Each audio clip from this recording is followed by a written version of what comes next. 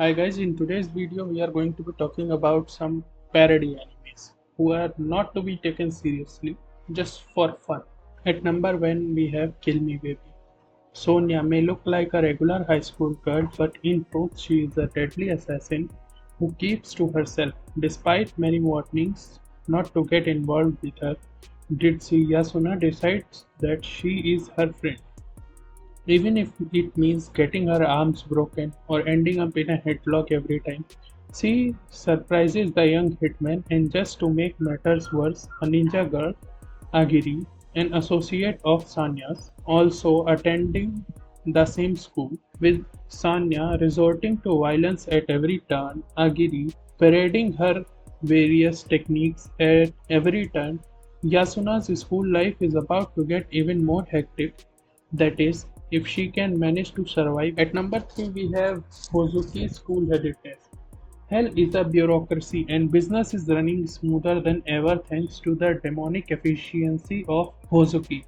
Chief Deputy Lord to Lord Enma, the King of Hell, whether offering counsel to the Momotaro of Japanese folklore or receiving diplomatic missions from Judeo-Christian Hell, the demon who runs the show from behind the king's imposing shadow is ready to beat down any challenges coming his way into a bloody purr, metaphorically of course. The poster boy of micromanagement and armed with negotiating skills worthy of Wall Street, Hoozuki's cool-headedness follows the sadistic and level-headed Hoozuki as he spends his day troubleshooting in hell. With an abundance of familiar faces from popular Japanese legends, East Asian mythology, working middle management position, this referential and anachrotic dark comedy brings new meaning to the phrase employee liability. Just how hard could it be to manage employees from hell anyway?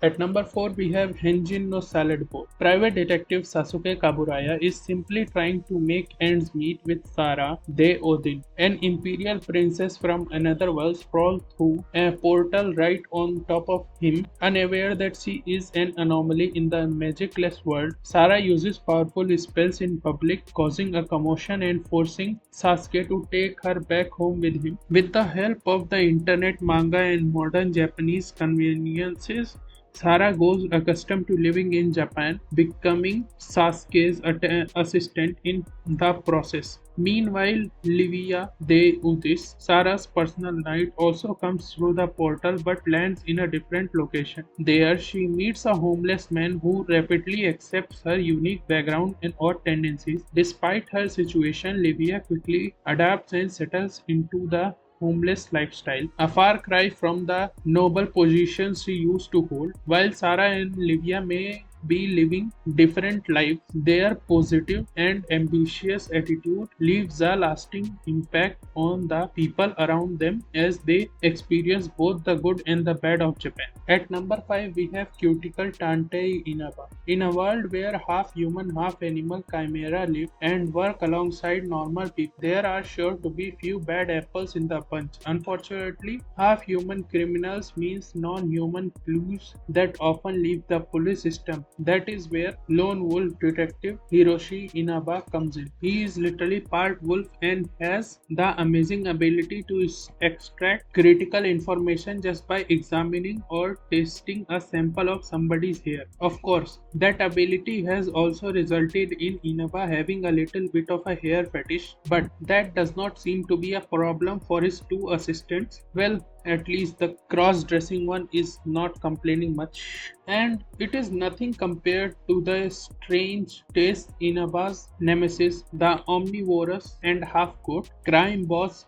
Don Valentino, who has an appetite for green legal tender instead of tender young greens. Inaba sworn to cut Valentino out of the crime flock before the Don can wolf down more ill-gotten dough. But he is going to have to chew his way through a lot of evidence to get to his goat. Can Shear talk the detective work put the bad guy behind bars? At number 6, we have Konosuba. After dying a laughable and pathetic death on his way back from buying a game, high school student recluse Kazuma Sato finds himself sitting before a beautiful but obnoxious goddess named Alpha. She provides the need with two options: continue to heaven or reincarnate in a game dream, a real fantasy world. Choosing to start a new life, Kazuma is quickly tasked with defeating a demon king who is terrorizing the villages. But before he goes, he can choose one item of any kind to aid him in his quest, and the future hero selects Aqua. But Kazuma had made a grave mistake. Aqua is completely useless. She's like Sakura. Unfortunately, their troubles do not end there. It turns out that living in such a world is far different from how it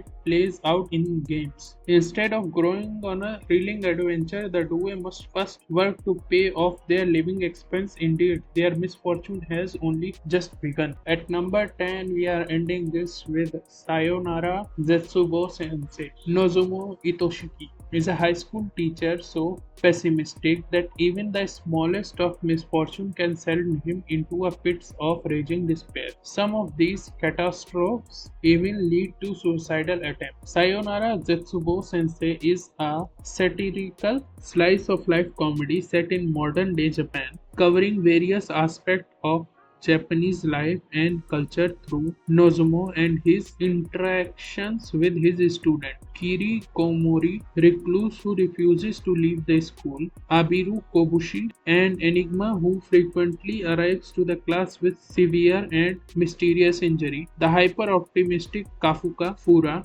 Nozomu's polar opposite, and several other unusual girls, all whom are just as eccentric as their teacher. And there you have it, guys. Thank you for watching this video. If you have any recommendations, leave them down in the comments. Jane.